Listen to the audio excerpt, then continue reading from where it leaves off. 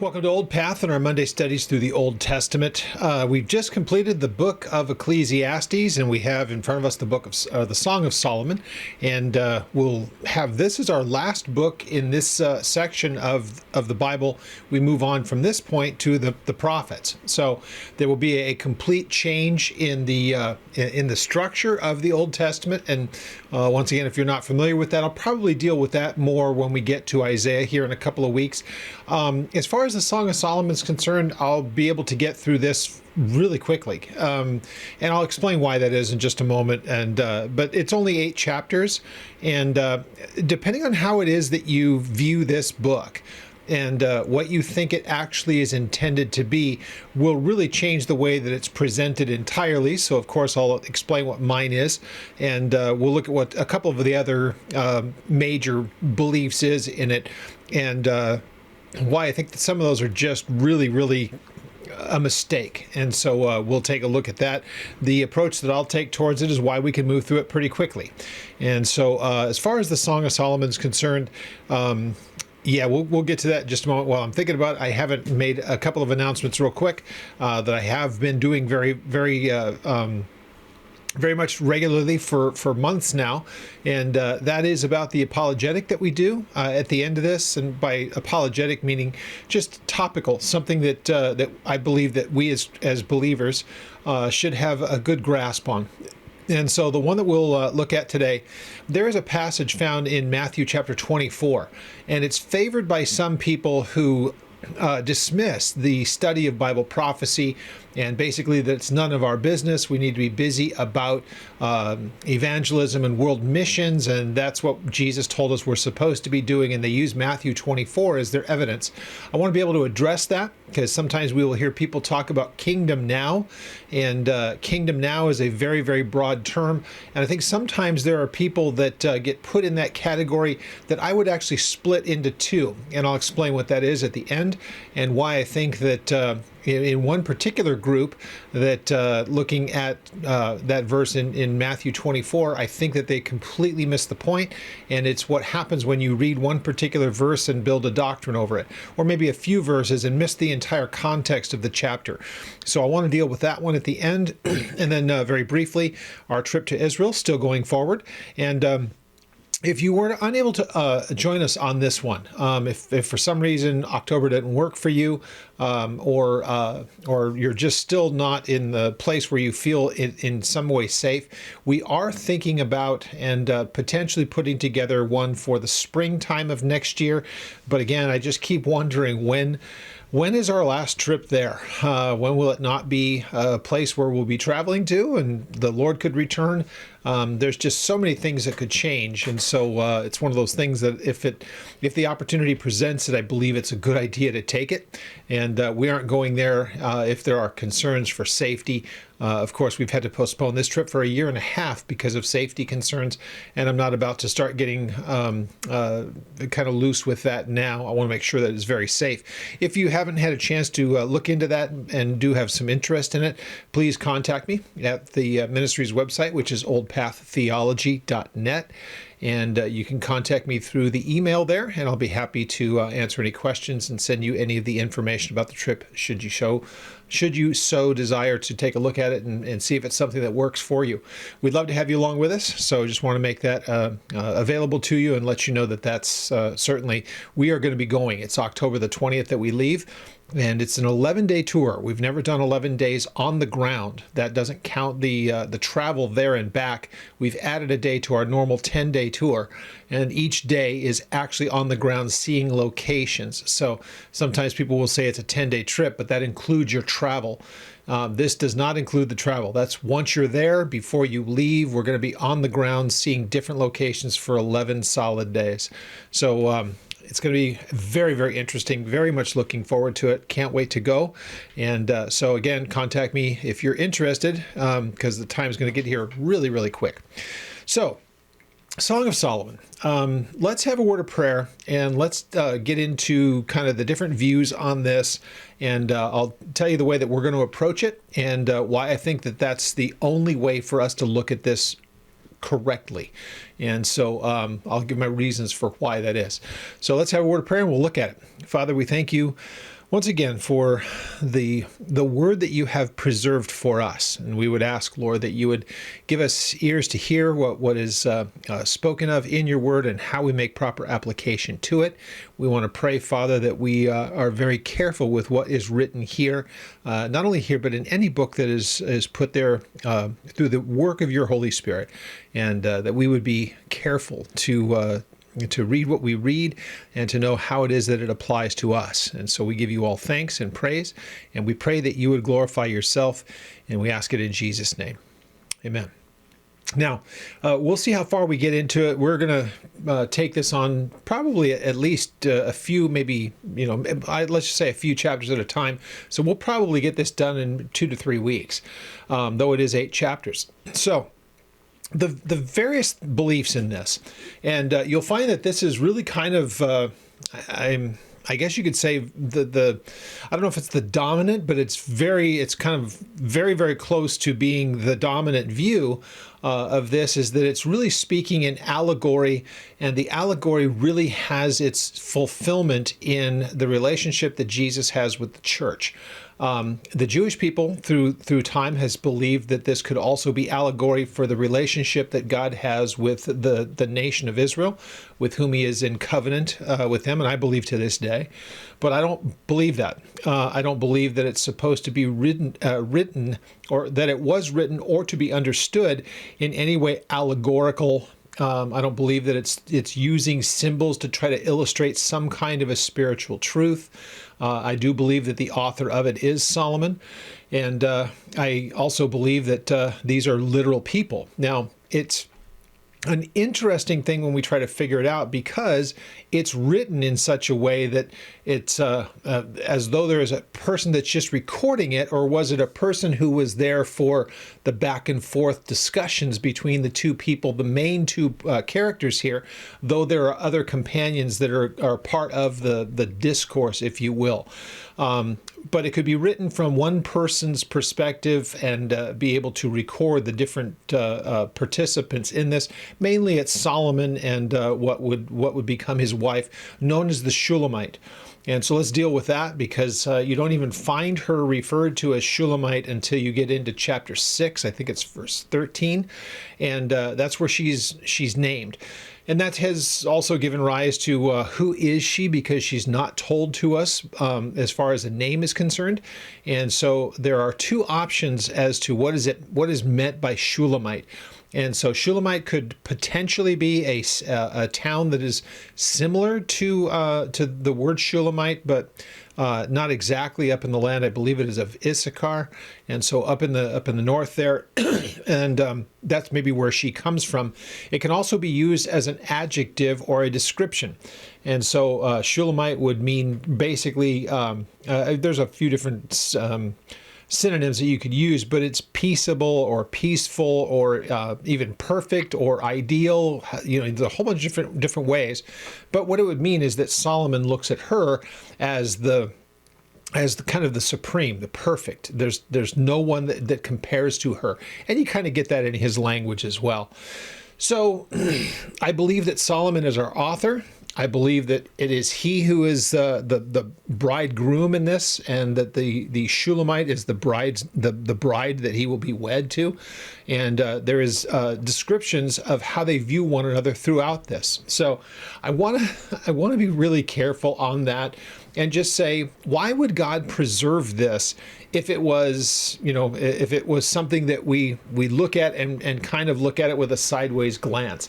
Because let's be honest, if we're going to look at this as literally Solomon, and literally speaking about a woman that is unique to him, and he sees her in this incredibly favorable way, then you run into that problem that you have. We've discussed it over the last couple of books, being Proverbs and, of course, Ecclesiastes, where Solomon had really hit I think, a very dark place in his time as king, where we see in 1 Kings chapter 11 that it says he loved many women, and this gives the impression of being very singular. He's really taken by her, and vice versa.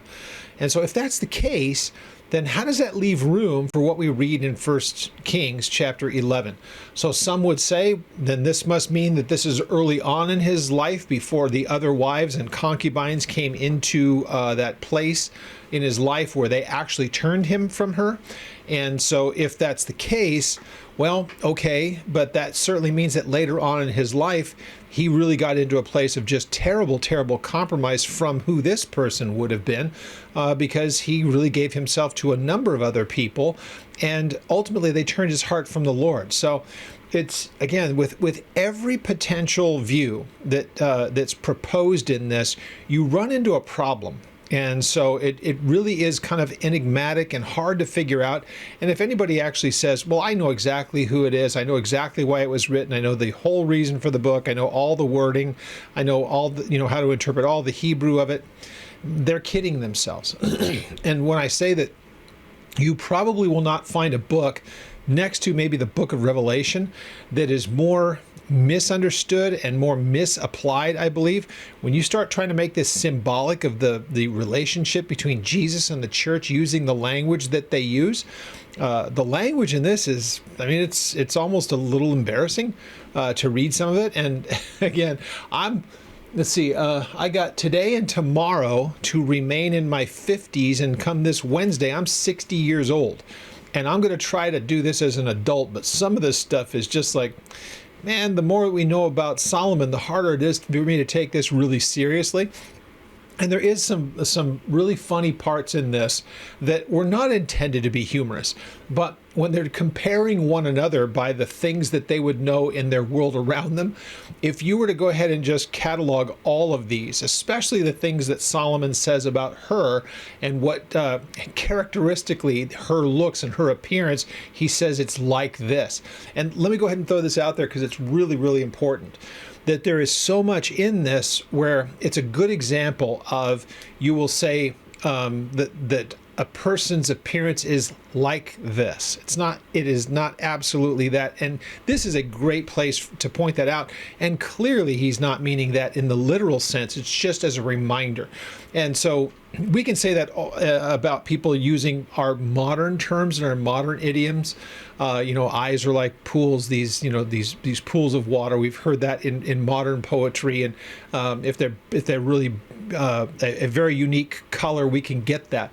But some of the things that he says, and I saw somebody did it a number of years ago, and it just shows I don't know if I've ever completely left my adolescence, but when somebody took the time to catalog all the different things that he had said about her and how they were intended to be very flattering things. And they were meant to really kind of capture how he felt she was just so unique and beautiful in these incredible ways. But if you were to write them down and say them today, you'd probably get the door slammed on your face, because it's just not the kind of idioms and terms that we would use. And we'll get to those in the third and fourth chapter. We start to get a little bit of that. So here's the kind of layout of this. There is the main two people speaking would be Solomon and this woman that is known as the Shulamite. Now, it appears she has attendants there with her, as it would be a very common thing. People that were in the place of royalty had people that would attend to them. And especially the first part of this really does kind of give the impression that they may not be yet married. That seems to, at the end of chapter 3 and into chapter 4, it sure seems like that's where the marriage actually takes place. And there are a number of things you can tell that they're very amorous towards one another in these early chapters, but there is also to be this sense of purity that should take place. If it's a godly thing, there's no question that it needs to be in a place. A marriage must be chaste, or the betrothal part of it, being engaged to one another, is a very important part. That once you walk that aisle, there should be a purity in that couple, and it's very, very important that that be the case. That's how it should be. And so if God is having this recorded for us, then there should be some things that we should assume in this, that if this is God's ideal marriage, then it should be something that is platonic. It should be something that there is fidelity to it. And so, that's something that people argue about nowadays. People that try to make the case for modern polygamy will look back at people like Solomon and David and others. and how even when Saul had died, that his wives were given to David, and understanding a bit of the culture as to why that is within the children of Israel. There's kind of the sense that David would be put in that place of taking care of the wives of left by Saul, or else they're kind of destitute and out in the street. So once again, I don't see, it's not really a topic I want to get into a whole lot here, but if you're going to profess, as he does here, that there's none like her, then there would be no need for another, because you're going to have some divided allegiance at that point. What we find out from reading the text is that Solomon had hundreds of wives and hundreds of concubines, basically 1,000 in total. And there is just simply no way for me to take it where by the end of his life that it would still be that there is this one person, because this one person is having to share his allegiance. And we see again the influence of those women in his life, and it was massive. So I don't think it's probably not wise for us to think for a moment that it's a good thing for there to be more than one man and one wife as far as marriage is concerned. Certainly it doesn't work nowadays.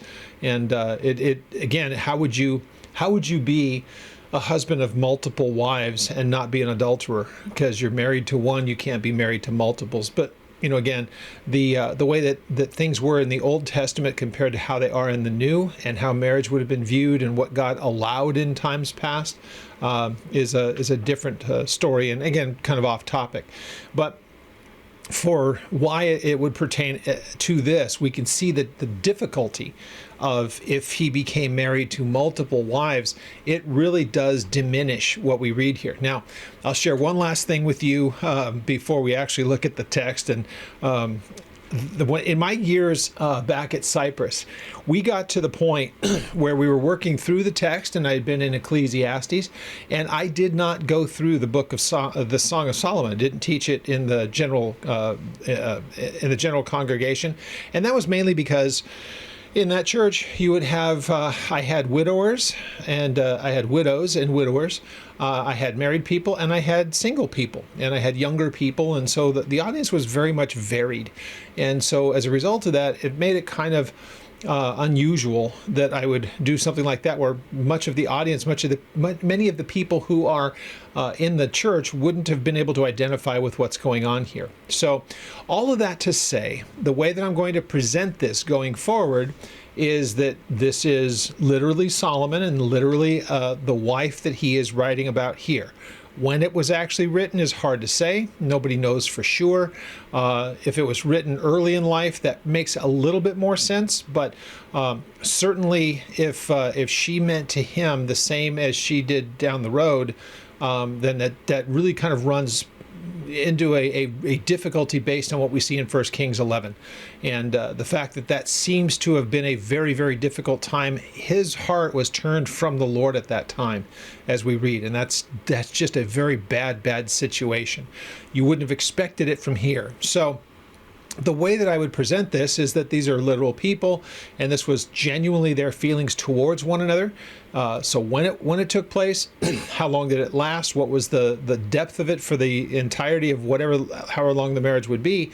What we can agree upon, if we're going to take the literal view, and I reject the idea that we can symbolize this and think that somehow Jesus is intended here along with the church, or even God with Israel, is when you start to do that and think God is speaking past the original recipient, because he's speaking to somebody down the road. And I have a real problem with that. When there's prophecy that has not yet taken place, that's a different matter, because God says about something that will happen down the road. But if we're reading something and saying, well, it's not literal, it's merely speaking in symbols, it's allegory, and there are people that do that with large portions of the Bible, and they do such harm to it. They do that with the creation account in Genesis. They do that with the flood account in Genesis. They do it with much of the book of Revelation, and a way of dismissing prophecy. And so when you start to play that game fast and loose with allegory and spiritualizing things, you do incredible violence to other passages in the text. There are times, you've heard me say it a number of times before, when the Bible speaks very much in symbols. So again, you're going to see tons of symbol in this, and that her appearance is like this. And so he's clearly using imagery to say, when I see this, it reminds me of you in this particular characteristic. So I don't have a problem with types and symbols, of course. They're all throughout the Bible. But it doesn't mean that we say, therefore, it's only speaking in allegory about something that's not really what's in the text. It means something down the road, and he's speaking past the original recipient. So a great example of this, it was something I was just discussing with someone recently, that there are people who believe when Jesus is speaking with Nicodemus about baptism, or about being born again, there are people who believe that that which is born of water is speaking of baptism, and they're saying that by being baptized, that's how a person is born again. Primarily, this is Catholics and some Orthodox, but yet what that would actually be saying is, if Jesus is making that water not the physical birth as opposed to the spiritual, which is the correct understanding of it, but if he was supposed to be making that about somehow baptism, then he is speaking absolutely right past Nicodemus and not even explaining why, because the baptism of Nicodemus in Jesus's time is not the baptism of our time, and it has nothing to do with being spiritually regenerated. So when you start to read something because it's what your church's doctrine is, and it doesn't even make any sense in the text, and you begin to spiritualize things and say Jesus is speaking right past his original recipient, in this case Nicodemus, it just loses all of its momentum and all of its meaning. And you're making it about something because it fits your church's doctrine, but it certainly doesn't fit the context of the passage. So here again, I think we get to the point where if somebody's trying to say Solomon is writing this, but he's not writing it to a literal person, it is really being spoken of in symbols, and somewhere down the road it's going to make a lot of sense as far as Jesus and the church. And so when I read this, I don't think of this as being Jesus and the church in any way, because it's really it's very, very, in some places, what we would consider as carnal. Not in the bad sense, but it's very earthly, it's very sensual, it's very romantic, and it's very physical. And so that's not the relationship that we have with the Lord. It doesn't need to be so read into that we try to make it mean something. And again, that's because people are having a hard time getting past the fact that Solomon seems to be the wrong guy to be writing this book. Of all the people that we know, he had accumulated more wives and concubines than anyone on record. And yet here he is talking about his singular love for a particular person. So because of that inconsistency, people will see it, well, it must be then symbolic. Once again, I don't find that that's a compelling reason to believe this. I believe that what God is setting here in place is the ideal between one man and one woman, and they should be completely taken with one another, and I don't care how long they've been married. So this should be the ideal. The husband should look upon the wife, and the wife should look upon the husband, no matter how long they've been married, with that same kind of engagement and excitement and anticipation of the time that they spend together. And so there's nothing wrong with it that way. It's just that we have an unfortunate person to have been writing this because of the inconsistency that we find in his own life as opposed to what we see in his writing here. And to me, that's the only problem that I see with it. It doesn't make me start looking for other ways to understand the book. It just shows me as being somewhat inconsistent. And when I read the things that he says, it's like, all right, Solomon, I see where you're going with this whole thing, but gosh, so much of what you've done is completely contradictory to what we hear in this particular passage as opposed to what we see from the totality of your life. So it's written, I guess you could say, if it is as I believe that it is, Solomon writing, and then we have his whole life, it would be kind of do as I say and not as I do. It's kind of one of those types of things. So in the text, let's just start reading through it.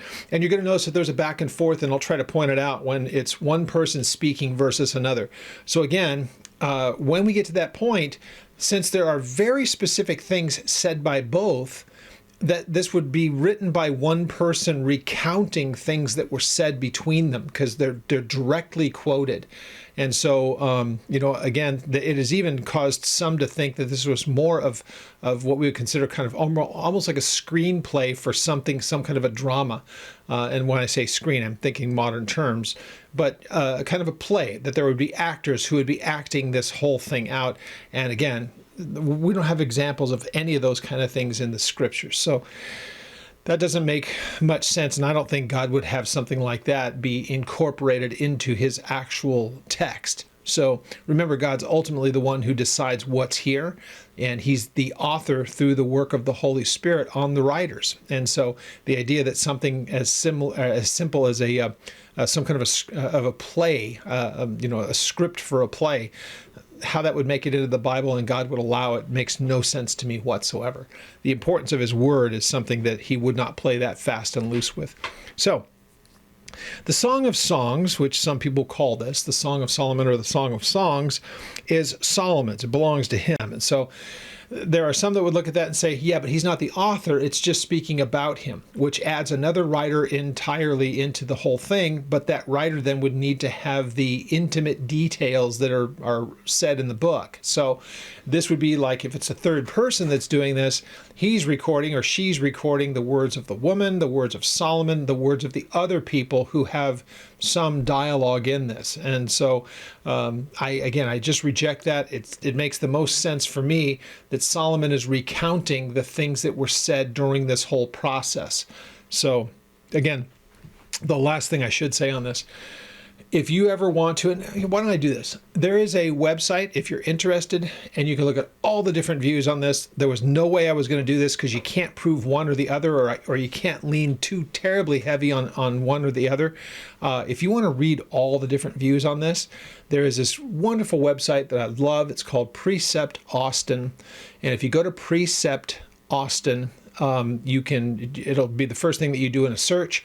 You can pull it up. It's all Bible resources, and you can put it in if you want to look at what it has to say on the Song of Solomon, and you can look at all the different resources and all the different views. There's outlines. There's all kinds of information that's there. So once again, when we get into this, the Song of Solomon, verse 2, it says, this is now her speaking to him. And you can say to or about, and depending on the context, you'll see as you read it. So it says, let him kiss me with the kisses of his mouth. For some would see that this is those who are with her, the ones attending her, or if it's just her words, it goes on to say, for your love is better than wine because of the fragrance of your ointments, and your ointments would be the perfumes. So there's a lot of this imagery where we see ointments, perfumes, spikenards, the different words basically meaning the same thing. There's a scent, there's an aroma from perfumes and ointments that have these things mixed into them, so they have a fragrance to them. So there's a few different ways that that's mentioned. So just whenever you see that, you pretty much understand that there is a particular scent that is given off. So there are people that read into that, though, that it's being spoken in a metaphoric way, that it means something different, and it becomes, what's a good word for it? It becomes almost not quite PG. Let's put it that way. We've got some of those examples, and it's like, I don't want to read too much into that kind of stuff. I think I'd like to just read it, and I'll have an example of that if I ever quit riffing on this stuff, to get to a good example of that. So verse 3, it says, now, because of the fragrance of your good ointments, your name is ointment poured forth. Therefore, the virgins love you, and the virgins would be those who attend. That's why they think that there is this change halfway or after verse 2, that it's actually these attendants of the Shulamite woman who say this thing. So when she speaks this way, that and you'll find that they speak this way about both Solomon and this woman will speak of one another, that there are things that they have about them, these fragrances, these ointments and whatnot, and it's a reminder. They have a unique type of you just know it's them when they're there. There's something that they would use in the way of ointment or perfume that you know that it's them. So we have it in our days today. There are people who really prefer one particular type of a cologne or a perfume over another, and that very same thing might smell a little bit different depending on the person's body chemistry. So you don't really know. In this case, it's identifiable. We know who you are. So in this case, that's one of the ways you can look at verse 3. Now, what you get is her speaking again. She says, "Draw me away." And then they join in with this chorus, "We will run after you." And then she speaks again, "The king has brought me into his chambers." And then those attendants, chime in by saying, "We will be glad and rejoice in you. We will remember your love more than wine. Rightly do they love you." So, again, as you read this, it would be obvious if there weren't these attendants. The man versus the woman is pretty plain here. The question becomes when you start to look at the actual original language, it could be her or her attendants that say these things. It doesn't really change the overall part of this, because really the only two participants in all of this is Solomon and this wife, though she has those in her court, those who attend to her. And again, this would be more than likely this is pre-marriage, and so there is definitely the longing for one another that you see in their words, but it seems that it's still very much chaste at this point. It's still very much as it ought to be. So verse 5, this is her describing herself. She says, "I am dark but lovely, O daughters of Jerusalem, like the tents of Kedar and the curtains of Solomon. Do not look upon me because I am dark, because the sun has tanned me." And that's where her darkness comes from. She's outdoors. She does the things that she does, which she'll explain here. That's seen to her, interesting, it just shows you how times are different.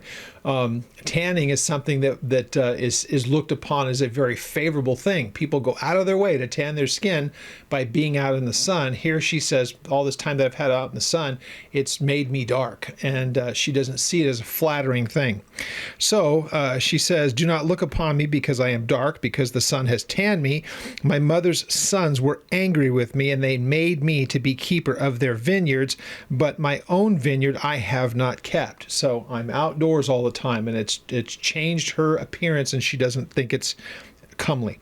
So tell me, and this is again her continuing, "Tell me, O you whom I love, where you feed your flock and where you make it rest at noon. For why should I be as one who veils herself by the flocks of your companions?" So in this case, from everything that we see here, I think we maintain the idea that there is a very, as it should be, chaste relationship, but she wants very much to be where Solomon is. At this point, he's seen as being one who shepherds.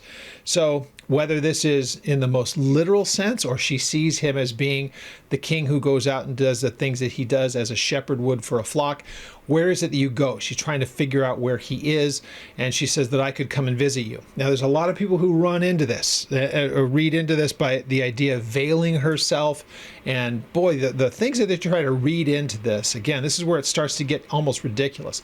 But a veil could be worn as a way of anonymity, so she can be anonymous as she goes looking for him, and then even if she must, around the people who are like him or companions, people with him. But her point is, I want to be able to find you where you are. And so he ends up saying back to her, it's his words, "If you do not know, O fairest among women, follow in the footsteps of the flock and feed your little goats beside the shepherd's tents." And again, a lot of people read a lot into that. It could very easily be, we all go out in the same direction, just follow the footprints. So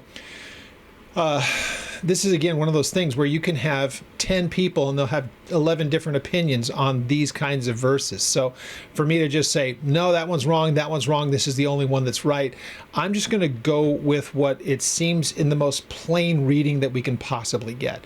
She wants to be where he is, wondering where he goes. His point is, it's not a secret, just follow the steps of everybody else. And you can just follow us by following our trail. So here Solomon speaks.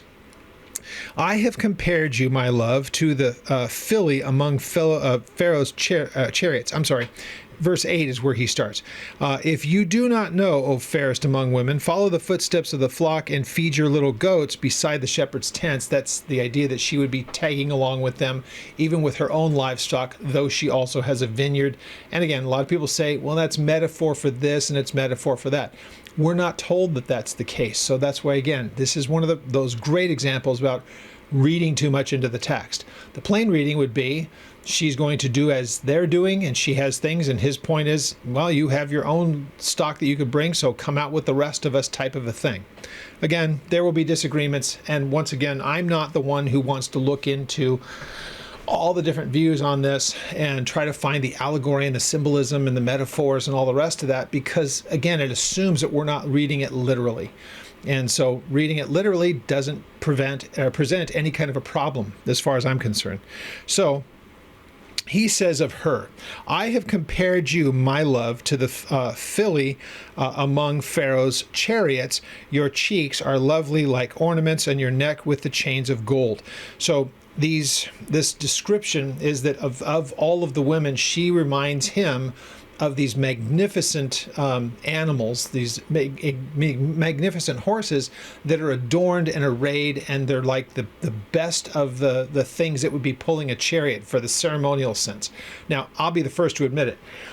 There are times when you see, especially the pomp of this, there are some horses that when you look at them, they're absolutely stunningly beautiful. They're magnificent creatures. Now, again, this is basically a way of saying, well, does that mean that she has a long face and all that stuff? That's not the point. The point is, you could take a look. Let's think about it this way. Think about the most majestic, well-adorned, tall, bright, beautiful colored, whatever it may be, horse standing next to a donkey. So, I mean, there's pretty obvious. One is going to really take your breath away, and the other one's just a beast of burden. His point is, you're like as magnificent as any of those could possibly be. So yeah, he's using that imagery to say how she stands out among the rest. And he's going to do a lot of that stuff in here. So it says, your cheeks are lovely with ornaments, and your neck with chains of gold. Again, following the imagery of the horses. Then 11, this would be probably seen as the attendants that are with her chambermaids, or whatever you want to call them. We will make you ornaments of gold with studs of silver. So now that he has said that about her, they chime in and say, we'll continue to make sure that you have all of these beautiful things that you can adorn yourself with. They're pleasing to the king. We'll make them for you. So verse 12. While the king is at his table, my spikenard sends forth its fragrance. And a spikenard would be any of those kinds of ointments or perfumes or whatever else. So whatever's mixed in with it will give off those different fragrances. And there was, it's not quite the art that it is now with just everything being in liquid form. They would mix it in ointment form by crushing in various things. So we think of myrrh and those types of frankincense. Those are the things that we hear often said, but there's a bunch of other ones that are mentioned here, and they would all give off a very distinct kind of aroma. And so when she says this, when I'm at the king's table, my spikenard sends forth its fragrance. A bundle of myrrh is my beloved to me, that lies at night between my breasts. And so the bundle of myrrh is what lies between her breasts. Not like she's clutching it. It's, again, this reminder of the fragrance of it. Now, this is hers, not his. This is what she puts out that would be seemingly very pleasing to him. So, as she goes on, my beloved is to me a cluster of henna blooms in the vineyards of En-Gedi. And En-Gedi is a real place. We see it on our Israel trip, and right now it's there's a lot of date palms that are in that particular area, but it's very arid. It's very low into the Sea of Galilee, and then it starts to creep up on the west side of the valley where the Dead Sea is. Interestingly enough, it will be a place, prophetically speaking, when water comes out of the temple, and it will repopulate the Dead Sea. It will make it where it's habitable again for fish and everything else. Pretty amazing when you stop to think about what's ultimately awaiting the the that place. It's right now it's very much barren, but it can support, because again, there's date palms and orchards all over the place out there. But what this would be, henna, is that thing that when you crush up the leaves, you can make kind of a almost an ink. So we see people with those henna tattoos, same stuff, but it has a bloom that is, again, very, very fragrant. And so this is what she's talking about. There's a lot of these things that are mentioned in the Song of Solomon that remind them of a particular very, very pleasant fragrance. Lots of different things. These are the spikenards that are mentioned, or the ointments, or the perfumes, or the fragrances. All that's used kind of interchangeably here. So it says, so my beloved is a cluster of henna blooms in the vineyards of En-Gedi. And then Solomon responds, behold, you are fair, my love. Behold, you are fair. You have dove's eyes. So that doesn't mean that somebody's taken her eyes out and put them in with doves. It's what it reminds him of what you see when you look at the eyes of a dove. Clearly, it's not the same, but it's to give that, this is what reminds me. So again, if you were to go ahead and tell your wife or your girlfriend you have dove's eyes, in the modern context, they'd look at you like you were crazy. To her, it was seen as a very, very a very wonderful thing that it would be saying, because it was intended that way, that you remind me of something very beautiful and pleasant. It would be received that way. Nowadays, it's like, what is wrong with you? So verse 16, she speaks again, behold, you are handsome, my beloved, yes, pleasant.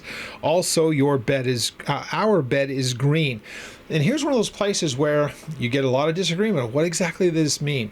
Does that mean that it's outdoors? The green is not the actual color of the couch or the bed, but rather what's around it.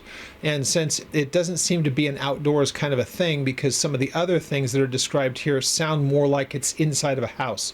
And so whatever it is on the inside of the house, the bed being green doesn't mean that that's the color of the couch or the bed, but rather everything that's around it. And most people would think, based on the colors that are mentioned here, it would be more dealing with plants and stuff like that. And then the canopy, or what's above it and what it's made out of, you're getting some more of that detail here, where it says the beams of our houses are cedar and our rafters of fir. And so again, the structure that holds it all together, this is what she sees. This is what it's made out of. And again, pleasing to the eyes. She speaks of it in such a way, it's like this place is not a wreck. It's beautiful. However she intends it to be, that the whole thing with green, we get the idea of cedar and fir. That's the types of woods that are used as far as the construction. So chapter 2 says, now I am the rose of Sharon, her speaking, and the lily of the valleys. And I remember songs in the early years around Calvary that people wrote these songs, and they were speaking about it as, pointing to Jesus. And some of the songs here that I remember from the early days are taken from this, which would mean that they were written with the belief by the writer that we really are looking at something that's much more symbolic of Jesus and the church. And again, I'm uncomfortable with that. You can make some places where you can say, okay, if we take away all the sensual, romantic, physical stuff, the idea of having a love for his bride that Jesus would have, great. But when you start to get into all the physical stuff, it's like you're stretching it too far. And that's why I don't buy into that whole thing, because it's in for a penny, in for a pound. If we get to a place where the love is just absolutely perfect between the two, then you could say, all right, I can kind of see where you could make that in the way of an application, but I don't know that I'm necessarily willing to buy into that's exactly what was intended, and that's why this was written, looking forward down through time, that it would be between Jesus and the church. It just doesn't fit, I don't believe, accurately. And if you probably heard that, my phone just went off. I thought I had it completely silenced, so my apologies. So we get again, verse 2, as we work through this part. This is Solomon basically in reply. He says, like a lily among thorns, so is my love among the daughters. And so even here he likens her to being this flower among thorns, that she stands out like a a flower among thorns. So you're going to find quite a bit of that. So this is kind of like this call and response that you see, because right back after that we're right back to where she's speaking. Like an apple tree among the trees of the woods, so is my beloved among the sons. I sat down in the shade with great delight, and his fruit was sweet to my taste. Now, again, here people read stuff into that, like we're using metaphor of fruit and all the rest of it, but that would mean that there's very deep sensual, if not even sexual things going on before them, but their marriage has not yet come. So once again, we can read it just like these are the things that he provides for her and she finds great satisfaction in them. They don't have to be taken as somehow metaphor for something sexual. Again, it just doesn't. People love to do that in this book, and they take all of these things way, way too far, and I believe that they read too much into the text by doing so. He brought me to the banquet house, and his banner over me was love.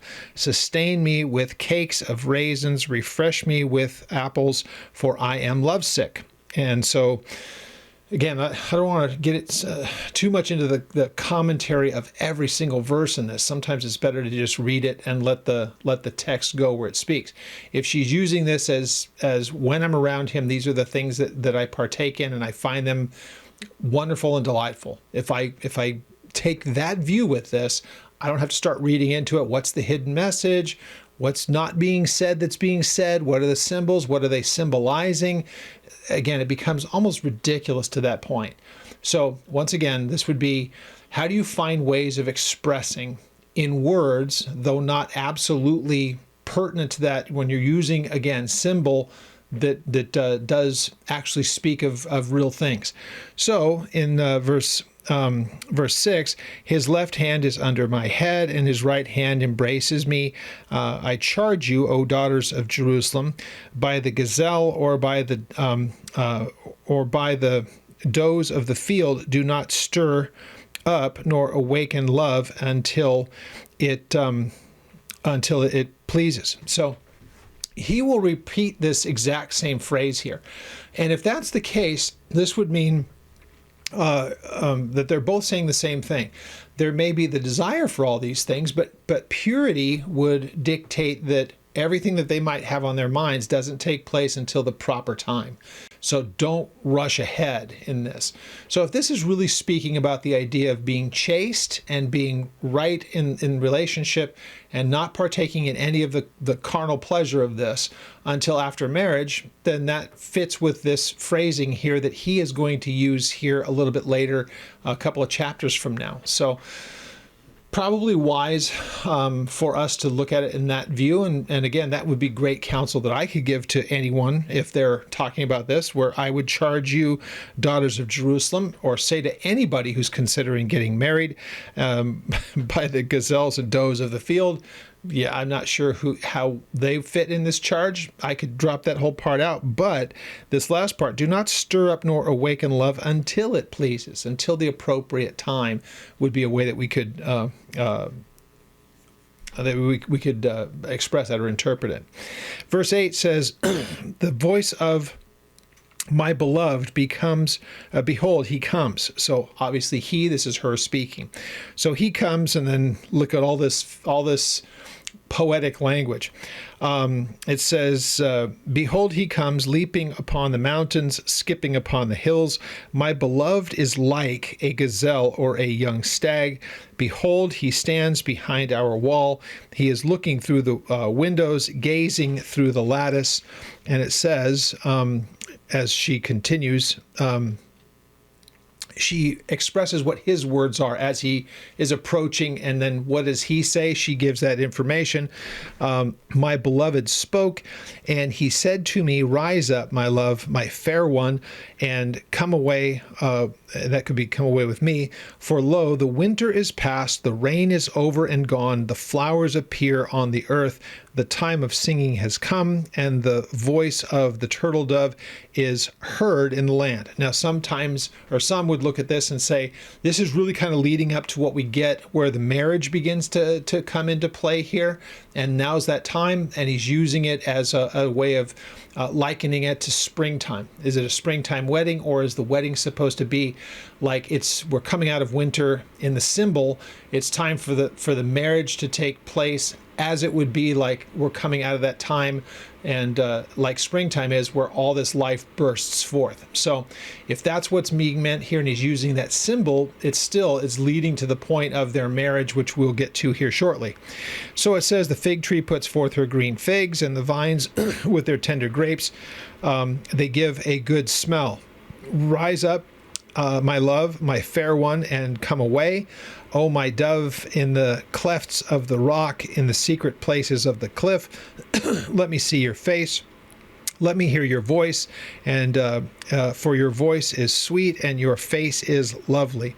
So this is what she reports as him saying as he approaches. Catch us with the foxes, the little foxes that spoil the vines, for our vines have tender grapes. And then she speaks back, my beloved is mine, and I am his. He feeds his flock among the lilies until the day breaks and the shadows flee away. Turn, my beloved, and be like a gazelle or a young stag upon the mountains of Bether. So this would be, some see this as that, okay, this is speaking about the time of him receiving her as bride, which is very much in keeping where the bride would be kept, waiting the arrival of the bridegroom. It's very much cultural. And this is where people start to say, see, this is exactly Jesus in the church, because this imagery is used elsewhere.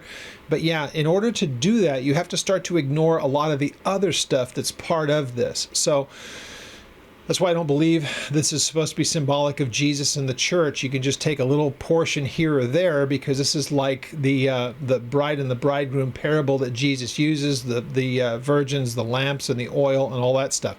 It's that same imagery that you're seeing here, just in case you're not, in case you didn't see it right away.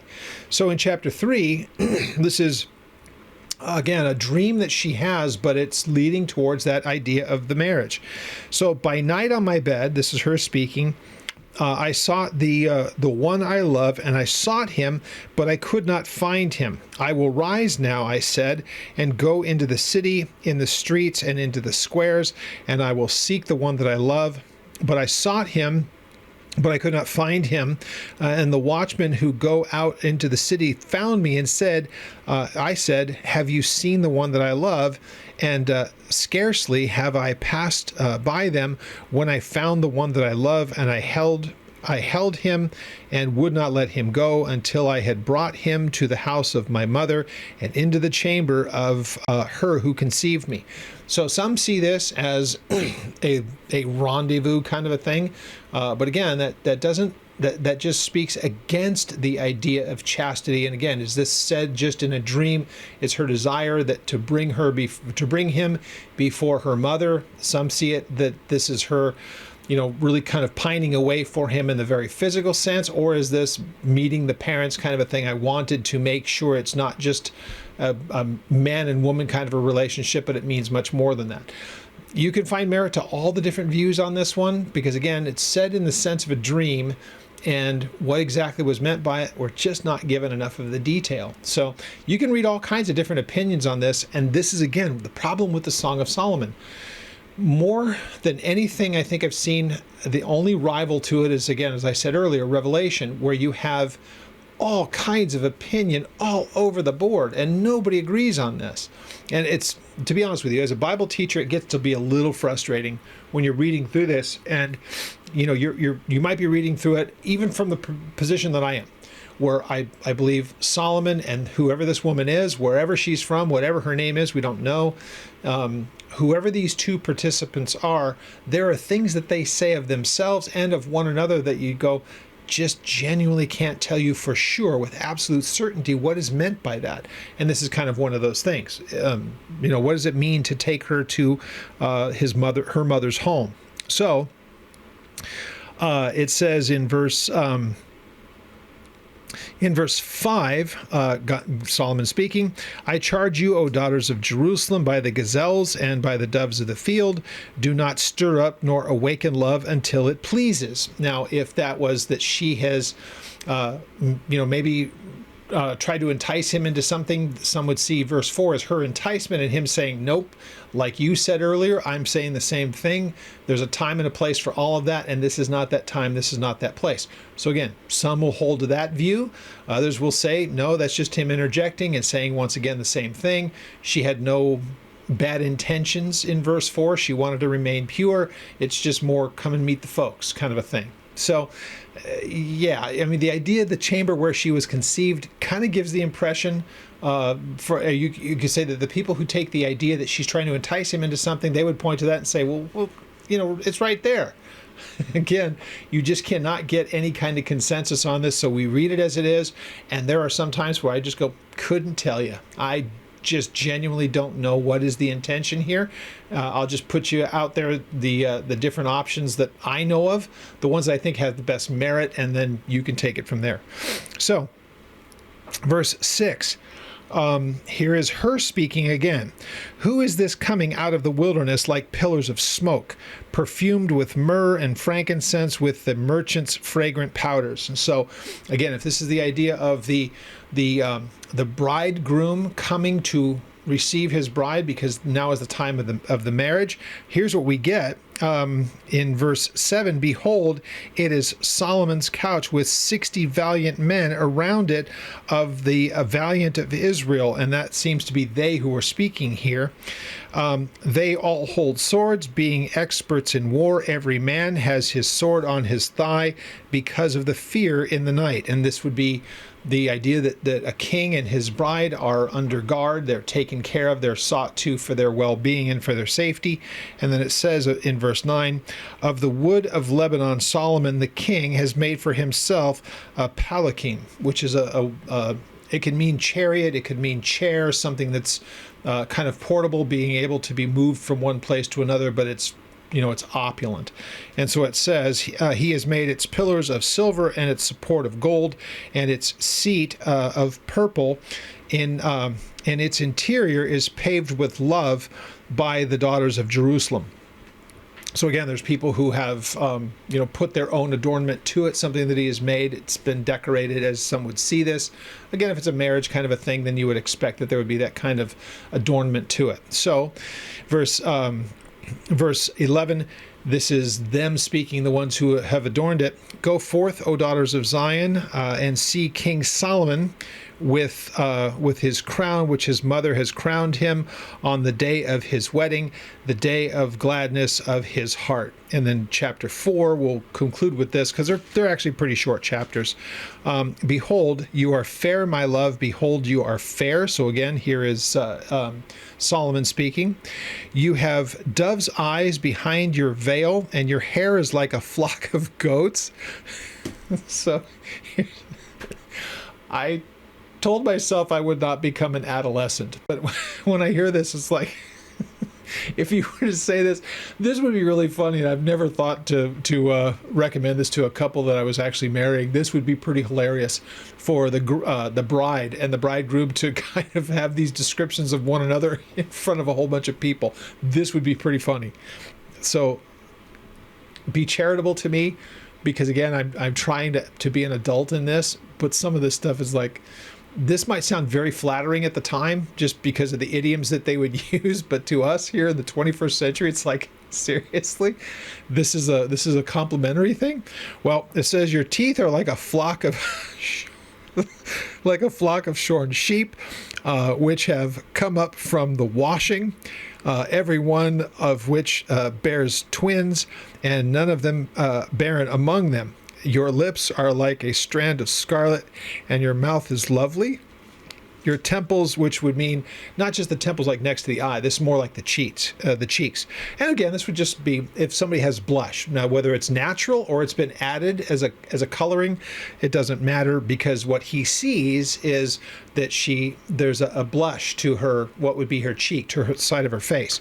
So your mouth is lovely, and your temples behind your veil are like a piece of pomegranate, and your neck is like the Tower of David, built for an armory, on which hang 1,000 bucklers, all shields of mighty men. And bucklers and shields are small versus large, but it's like your neck reminds me of the Tower of David. It's like, okay, that's is that because it's is it because it's long or because it's thick, kind of a thing. So again, I get what he's getting at, that everything about her, because again, to the view of somebody like Solomon, the Tower of David would just be a very beautiful thing. So again, I don't want to go too far with this, and it's not meant as, none of these things are meant as insult. They're meant to be things that would be very, very endearing and seen as not just complimentary, but as just you're lavishing on them, how amazed you are at their appearance. So your two breasts are like two fawns, twins of a gazelle, which feed among the lilies. Until the day breaks and the shadows flee away, I will go my way to the mountain of myrrh and to the hill of frankincense. You are fair, my love, and there is no spot in you. That's probably the best summation of it all. That there's this time of preparation and going away until she's received, and he looks at her as being, in every conceivable way, the best of the best. So we can leave it at that, which is really kind of cool. Now, he speaks further. So, come with me from Lebanon, my spouse, with me from Lebanon. Look from atop of Amana and from the top of Sinir, and of Hermon, from the lion's dens to the mountains of the leopards, which gives us an idea of being Lebanon, but also of Mount Hermon is in that northernmost portion of Israel, and it's kind of where Lebanon meets Syria meets Israel up in the Golan Heights. It's that way of just come away with me. Now, the interesting thing about, well, why would they start at Lebanon coming from there? And there's a lot of speculation as to that, which I honestly don't know why he's using the imagery of being that far north. If she's from one of those villages that's up in the north, and perhaps that's what's being meant here, that she would be up in the northern part of the territory, quite a ways away from Jerusalem, much more in the north, basically up in the area, maybe even above it, where Jesus grew up in Nazareth. And that's quite a ways up in the north. So he says, you have ravished my heart, my sister, my spouse, you have ravished my heart. With one look of your eyes, with one link of your necklace. How fair is your love, my sister, my spouse. How much more better than wine is your love, and the scent of your perfumers than all spices. So once again, the idea that what it is that makes her characteristically different, he celebrates all of that. You're just unlike any others. Your lips, oh my spouse, drip with the honeycomb, honey and milk under your tongue. And of course, when I read this, I can't help it, because it doesn't mean that she's drooling. I'm so sorry. Your lips, oh my spouse, they drip as the honeycomb. So that would just be a way of saying sweetness. So it doesn't mean that literally, not like drool. And I don't say, I hope I don't get hate mail on this, because I'm not trying to mock this, but there are some times that the imagery that comes up in your mind, you just can't help yourself. And if you're very, very serious and don't find any of this even the least bit comical, my apologies to you. Because again, maybe, yeah, I might be almost 60, but there's still some child left in me, I suppose. The fragrance of your garments are like the fragrance of Lebanon, which again, that's the idea of cedar, and that really wonderful, the wonderful fragrance that cedar gives off that's unique as far as wood's concerned. So again, trying to use imagery that would make her know that she's just different and outside of the norm. So a garden enclosed is my sister, my spouse, a spring shut up for a fountain sealed, which is just a way of saying it's not common. It's not, she's, just reserved again for the relationship that they have and not just common. So your plants are an orchard of pomegranates, with pleasant fruits, fragrant henna with spikenard of saffron and of cinnamon, with the trees of frankincense, myrrh, and aloes, with all the chief spices, a fountain of gardens, and a well of living waters, and streams from Lebanon. So once again, that idea that what she presents, and just he knows that it's her by how she presents the things that are the fragrances and everything else. So awake, O north wind, and come, O south, and come blow upon my garden, that its spices may flow out. Or that's just to make everything, make it kind of fanned out so that everyone knows that it's there and it's able to be recognized. The fragrance of it would be shown to everyone. So it really, this sets the table for the next chapter, which is really kind of more the wedding part of it. And it is that time of preparation. It just helps you to understand in the imagery that he's using that there's this fragrance of this relationship and of the marriage. And now he calls for the winds to descend upon that place and spread out the fragrance. Because again, if this is really kind of speaking about the wedding that's coming next, there was so much pomp that went along with a very, very traditional and a very large, if you will, kind of outflowing as far as marriage was concerned. It was quite the event, and it went on for days. So once that would happen, it's like, make this known to everyone. And verse 16 kind of gives that impression, because we go right into the marriage as we get to in chapter 5. We'll pick that up next week. So before I go any further, let's just stop there. I should be able to finish. I will finish out the book next week. Again, if you have any questions on any of what we shared there, I'll be happy to elaborate on what I can, but if I'm just going to be really very, very honest, there's just so much about it that is left up to the individual to read, and there's, unlike really any other book that there is, and I wouldn't say this of Revelation. Revelation has a lot of different opinions, but I don't think it's really all that difficult to understand if you don't try to read into it. When it comes to Song of Solomon, man, we are really left without any way of definitively saying one way or the other with absolute certainty what all of these things mean. I just take the view, again, very literal view of these things, but there's a lot of imagery that's meant here. And even in that imagery, what was the intent of the writer? Hard to say with absolute certainty. So it creates, for a Bible teacher, a very, very unique and challenging way of presenting it, and wanting not to make it lose its intent. So let me say one last thing on that, because I want to be very, very careful with this. Those of you who know me best know my view of the Bible is I don't want to play fast and loose with any of it.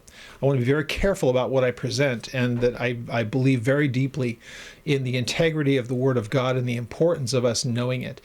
When it comes to this particular book, when we get to the application parts of it, once again, we're not reading doctrine and theology here. We're reading what Solomon is saying about this woman that he sees as superior and above all others. And again, there's some of it that just seems inconsistent with things that we know about his life.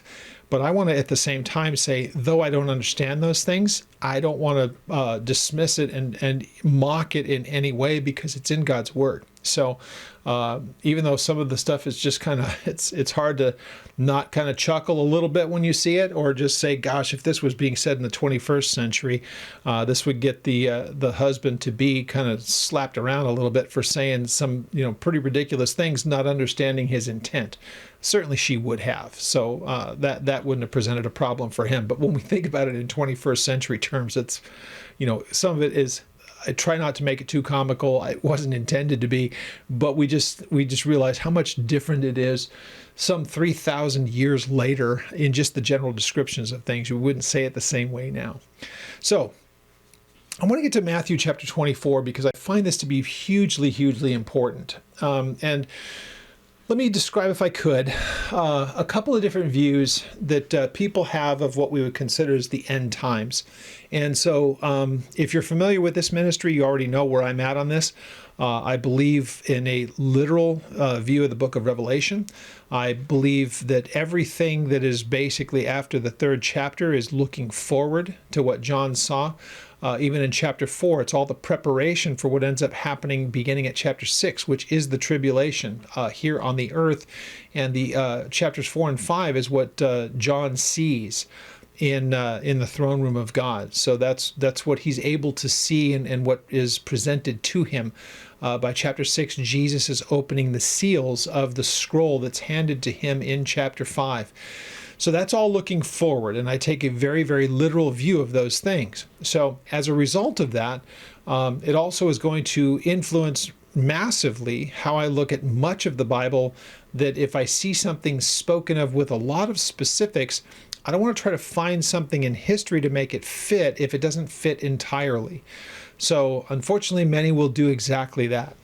Because they're predisposed to believing one particular thing, then they'll play kind of fast and loose with the details of other passages that might seem contradictory to their view. And what we have here in Matthew 24 is one particular group within what is known, or what some people would call kingdom now theology, buy into this. And I've heard some say these kind of things. But let me deal with what some refer to as kingdom now, though they're insanely different. Kingdom now can sometimes get lumped in with what we also call dominion theology. And dominion theology and kingdom now, I don't put in the same category, because I'd rather be able to keep them separate, though they all have the same end result, things that they want to see take place. The pure dominionist believes that, and there are variations within this, but the dominionists would believe that in the last days that God's going to endow a particular segment within the church with supernatural power that hasn't been seen since the days of the apostles, and this will even be greater than that. Popularized by guys like C. Peter Wagner and John Wimber and others like him. But there are a whole number of other ones that were not really kind of tied in with them initially. Kansas City Prophets, those kind of guys. Mike Bickle, you've heard of him.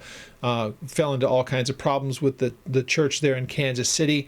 But there are variations, again, within that group of people. But Bickle's the one that kind of comes to mind, that he's of that group within dominionism that believes that the church is to go through the entirety of the tribulation, but they don't go in it as potential victims. They don't go into it as anybody who could potentially be withstood or defeated.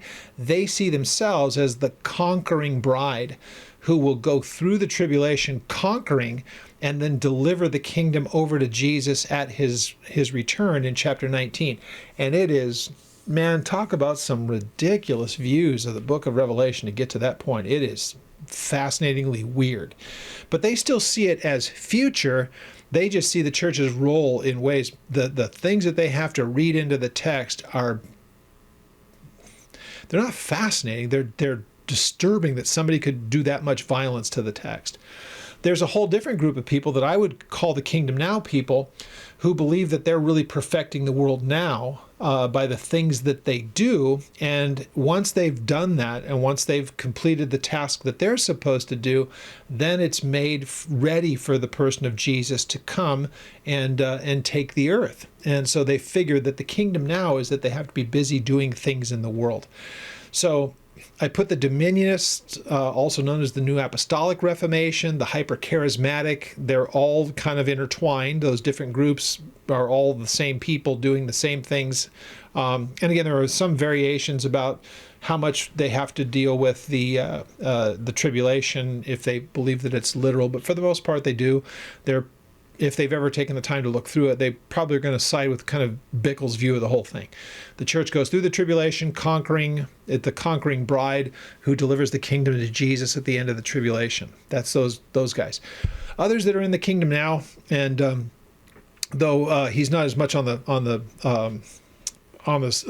landscape as he used to be, Rick Warren was one of those guys that I would think is kind of textbook kingdom now, because he was so busy doing all kinds of things around the earth. And people like him were doing the same kind of things. And they pointed to one particular verse that I've heard a number of them use. And you would say, well, why are you doing those things in the earth? Why are you so busy doing everything around the world? And they're saying, well, this is our mission field because really we're doing what Jesus talked about in Matthew 24.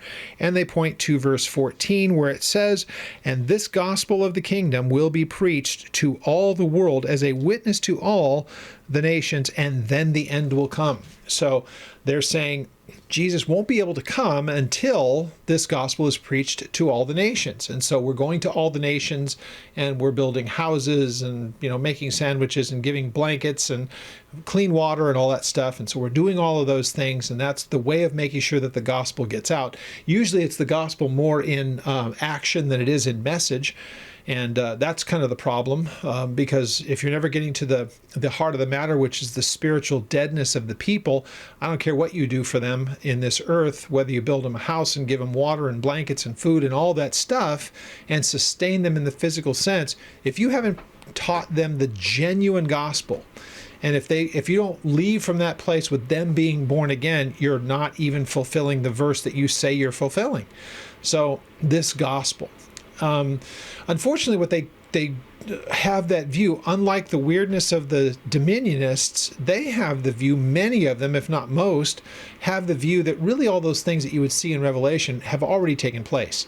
So these are the people that are in the preterist camp when it comes to the book of Revelation. It's already taken place, and all of the things said in there are not literal, because they were really fulfilled in history, and that would be the sacking of Jerusalem and of Israel, the conquering of them thoroughly, displacing them by Rome in 70 AD. So it's not a literal 1,000 years as we believe, it's a figurative one, and so it's an indefinite amount of time. So we've ultimately been in the quote millennium, not literal, since that time, 70 AD, and we're just waiting for the return of Jesus. But the church has a responsibility to preach this gospel to all the nations, and then the end will come. So they're motivated to do all of their works elsewhere in the world and getting this gospel out there. But interestingly enough, the context of Matthew 24 is absolutely not anywhere near what they're thinking that it is, because Jesus is giving them an understanding of what the world will be like before his return. Here they're thinking that they are preparing the world for him, and whether it's the dominionists who have been beating that drum really in high gear since the mid-70s, but long before that. I mean, there was the idea of the latter rain movement, the manifest sons of God, Joel's army, those different groups from the 70s and into the 60s, all the way back to Branham in the 40s of last century, who thought that there was this great awakening happening in the spiritual sense, and they were bringing revival and all that nonsense. It's been going on for decade after decade after decade, and they're losing ground. When I look at guys like Rick Warren and the people who believe in the kingdom now side of this, that we're going to go into the world and we're going to do all of our works and we're going to do this, that, and the other thing, and we're going to bring the world into a place where it's supposed to be, and then Jesus can return. There too, I would look at them and say, how are you doing with this? Is the church really in either one of those two camps on the advance? Are they taking back ground, or are they losing ground? And I don't think it takes much imagination to realize that they're both failing miserably, because they have a completely wrong view of what the world will look like, what the church's role should be in it, and this idea of the end coming. If you're reading what Jesus talks about here in Matthew 24, he's speaking of a time future to this. And we would call it the tribulation that happens when, and different people view this different ways. Is it the rapture of the church that starts it? Does it happen before that? And then you have the time of tribulation that happens, that 70th week of Daniel. There are different views of that whole thing. I don't have to even worry about getting into them right now, because we don't need to deal with it. What we can look at here in chapter 24 is that Jesus is clearly talking about that 70th week of Daniel, that time of tribulation. So what are some of those hallmarks that we get of that? In chapter 24, we get it in verse 5 or verse 4. It says, "Take heed that no one deceives you, for many will come in my name, saying that I am the Christ, and will deceive many." So the idea of false Christs rising is the first thing, and he warns of deception. So when you start to read through these, many will come in my name, and then verse 6, you're going to hear of wars and rumors of wars. See that you're not troubled, for all these things must come to pass, and the end is not yet. For nation will rise against nation, kingdom against kingdom, and there will be famines, pestilence, earthquakes in various places. All of these are just the beginnings of sorrows. And so those have all happened throughout history, but it gives the impression that there's a time coming when those things will be more prevalent, the idea of natural phenomenon than ever before, and that will be a great understanding that you're getting close to that time. When we're in the time of the tribulation that you read about in Revelation, you can see that there is a lot of earthly and terrestrial and celestial phenomena that takes place that's pretty much without precedent. So in verse 9 it says, "Then they will deliver you up to tribulation and kill you. You will be hated by all the nations for my name's sake, and many will be offended and betray one another, and they will hate one another. Many false prophets will rise up and deceive many, and because lawlessness will abound, the love of many will grow cold, but he who endures to the end will be saved." And that's basically the same thing that he says to the churches in Revelation 3. So that time that we're getting to the end of it. Now, the gospel that's mentioned here, this gospel, does it mean that we're only looking at, there hasn't been much, quote, gospel in the first parts of this because it's all bad news. So the gospel is good news, and that would mean more all of the gospel as he has presented to them and has been presented through the ages since he spoke these things. The good news is man's reconciliation to God through the shed blood of Jesus Christ, the forgiveness of sins, and that man can be reconciled to God. That's the gospel. That's the good news, and everything that entails, the entire message behind it. That whole thing is going to be said to the entirety of the world before the end comes. So does that mean, when will that actually happen, that the end actually takes place? And that doesn't happen until the end of the tribulation. Will the gospel be being preached? Of course it is. Read Revelation. You have the 144,000 Jewish men who are sent out. You have the gospel that's being preached by the angels. You have the witnesses that are there. That will all be done during the tribulation and really hit its high gear in the second half as you read through Revelation. So that will still be going on, which means that this doesn't happen before that time, but during and to the end of that time that this message will go out, and the gospel can be accepted and received by anyone at any time. And the only ones that would be precluded from that in the tribulation are those who have voluntarily taken the mark of the beast. They've pledged their allegiance to him. So when we read, this verse 24, this isn't a verse or verse 14 in chapter 24, and there's a lot more to the chapter as well. Jesus goes on and gives great detail about the second half in particular, the great tribulation such as the world's never seen. That's the revealing of the Antichrist. He's saying here that stuff's going to be going on before he's revealed. This earlier part of the chapter is how bad it will be at the front end of it, but there's a lot more that's going to take place that will be much more desperate than even that. So for these people to say, well, we're preaching this gospel so that the end could come, they're not even going to look at a literal rest of the book of Revelation as being future. They believe that it's already taken place. They're just waiting until they've done whatever they're supposed to do that meets the criteria of verse 14, that the gospel's preached and now the end can come. So this idea of kingdom now theology, again, don't lump it in to be all the same thing.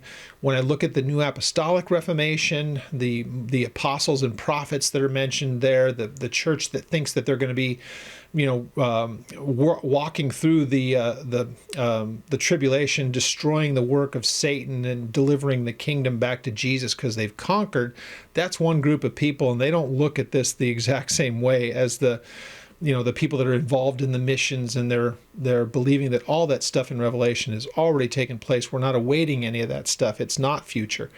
So you have different views about, when you look at Revelation, is it still going to happen or did it already take place?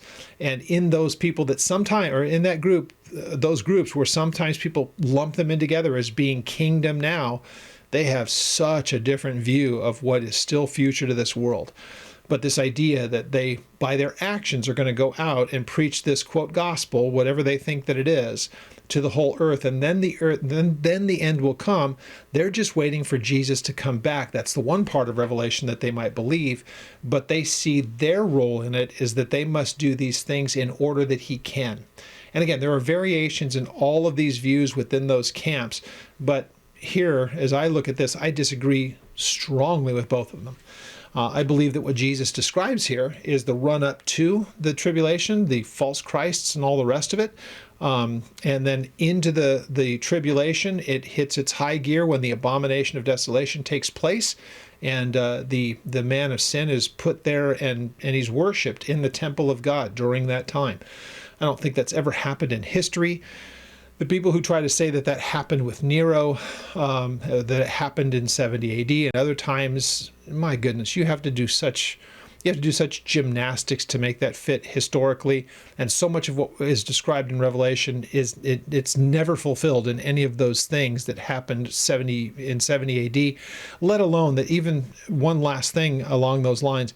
If everything that is being spoken about in Revelation was only speaking to the events in Jerusalem when Rome sacked it and then ultimately dispersed Israel, then there's no reason for him to tell the church at Philadelphia, which is modern day Turkey, thousand plus miles away, that they would be kept from the tribulation that is going to come upon the whole earth that's described within a couple of chapters of that time.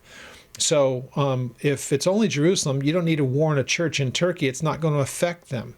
They're already in the Roman Empire. This is happening to them in Jerusalem because they're Jewish and because, there was rebellion that, as they saw it there among the people. So the whole thing, just again, it doesn't fit. It doesn't work when we look at the text if we take it in the literal sense. So I wanted to address that idea of kingdom now and Matthew chapter 24, verse 14, and just under simple examination of the text and the context of the text, it completely dismisses the idea of the amillennial view and of the kingdom now view of verse 14. So just thought it would be a good one to put out there. And for more information on that, there's a lot to it.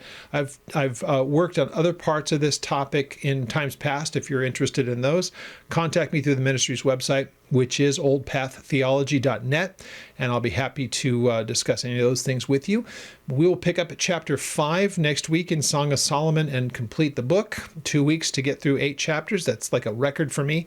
But again, I hope I've made that clear why that is in the by looking through the text and not reading too much into it, but reading it more almost in the poetic sense in the way that it's put out. Poetic in the sense of how it describes things, but I believe literal as you see the dialogue between or the responses between Solomon and his bride. So we'll pick up there next week. Once again, contact me if you have any questions, and I will look forward to presenting the last of the Song of Solomon next week.